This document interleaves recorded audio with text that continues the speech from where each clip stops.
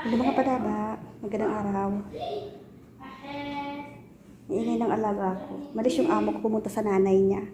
Naiwan tong alaga kong bunso. Hindi pumasok sa school kasi may sakit.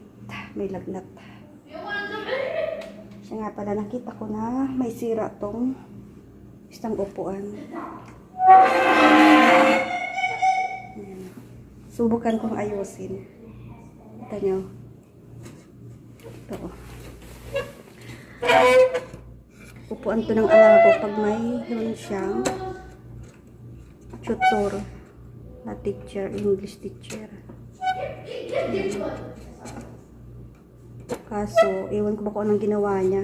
Ba't nasira? Ayan, may tornilyo siya. Maano na, maluwang. Tapos itong tanggal. Pupukin ko ng martilyo. Kuha ko ng screw para may, ano ko to, mahigpitan. Yan, ito pa din sa isang baba. Kuha ko ng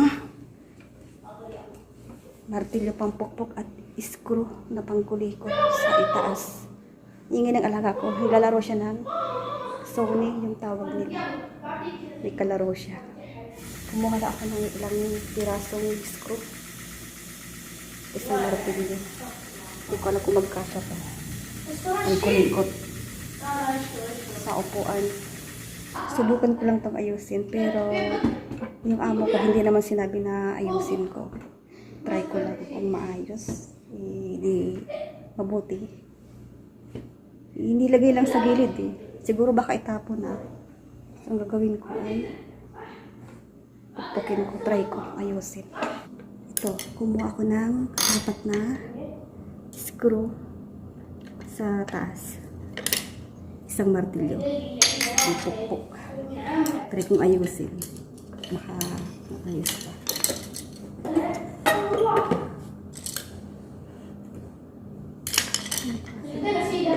Okay.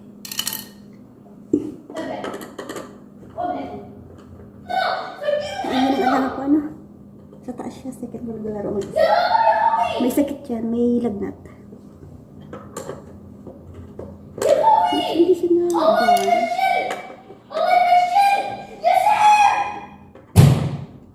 Oh!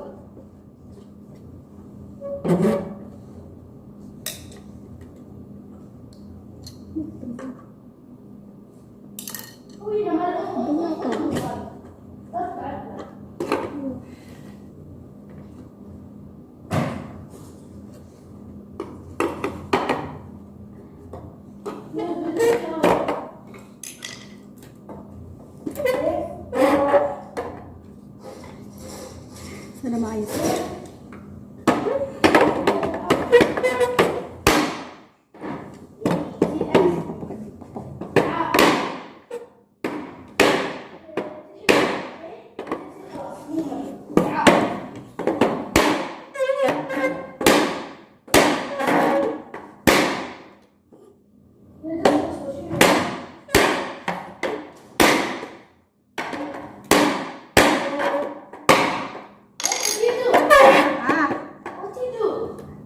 So we had a kursi, so we quiz. This is you.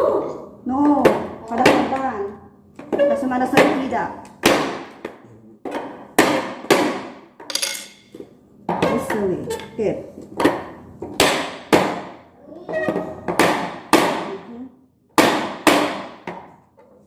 Alam ko nagtanong. Ano ginagawa ko?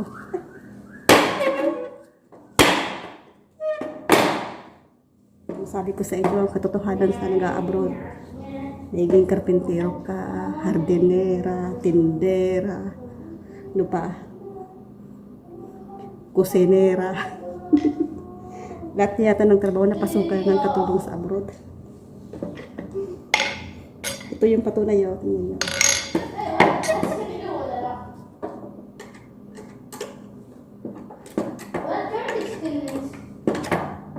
Kasya. Matulis eh. Dapat bilog.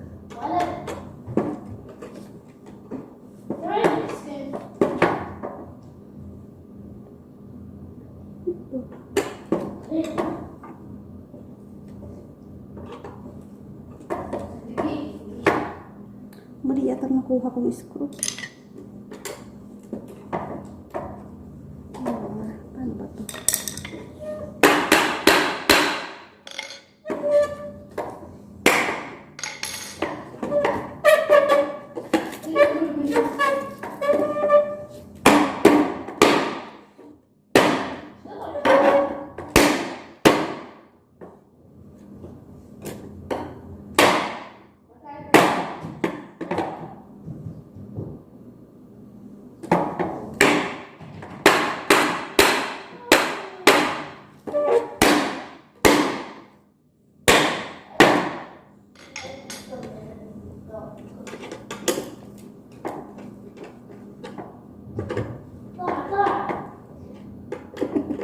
Ginagaya.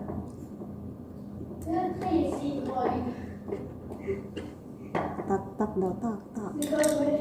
Binaalatan.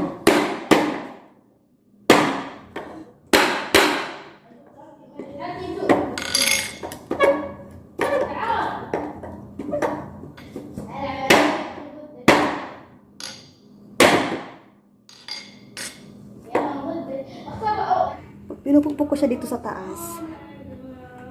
Ang nangyayari, itong baba, tatanggal. Pinupukpok ko naman dito sa baba.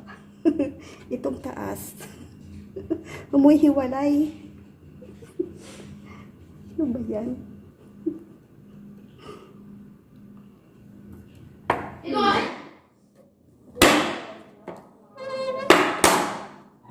Okay na siya.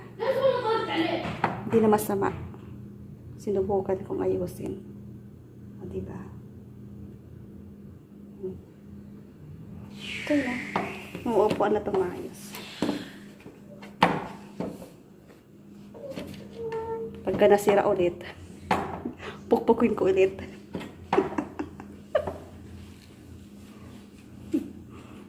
Lagay ko na sa mesa. Baka mamayang hapon, dito yung teacher. Tuturo siya. Tutor sa English. English teacher. Ano ko sa labas. Okay. Diba? Karpentero na. Lahat na lang alam mo yung kayang gawin, ano? Matalino talaga ang mga katulong sa abroad. Yan. Walang inurong ang trabaho yan. Diba?